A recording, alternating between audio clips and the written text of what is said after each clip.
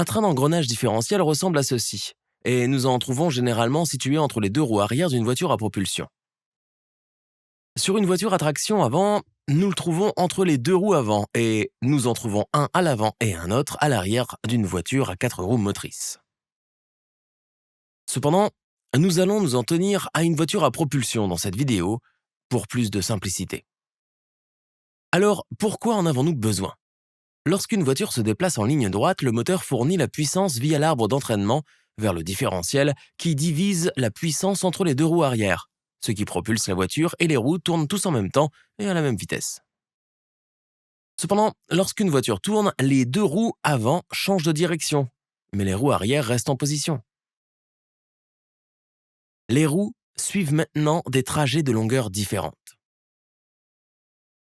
La trajectoire intérieure étant plus courte que la trajectoire extérieure. Ainsi, les roues extérieures doivent couvrir une plus longue distance dans le même temps, ce qui signifie qu'elles doivent tourner plus rapidement. Les roues arrière doivent donc tourner à différentes vitesses. Le différentiel permet aux roues de tourner à différentes vitesses. S'il n'était pas utilisé, les deux roues tourneraient à la même vitesse dans les virages, ce qui causerait que les pneus patineraient et s'useraient. La voiture serait plus difficile à manipuler et les forces pourraient même briser l'essieu.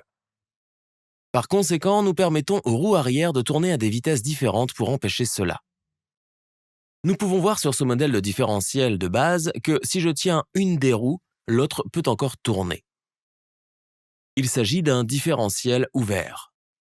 Le problème auquel nous sommes confrontés est que si l'une des roues se déplace sur une surface glissante comme la glace, la quasi-totalité de la puissance du moteur sera transférée à la roue avec le moins de résistance, de sorte que la voiture ne pourra plus avancer.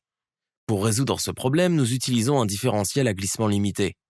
Regardez l'une de ces vidéos pour continuer à apprendre sur l'ingénierie automobile et n'oubliez pas de nous suivre sur Facebook, Instagram, LinkedIn, Twitter, TikTok et sur theengineeringmindset.com.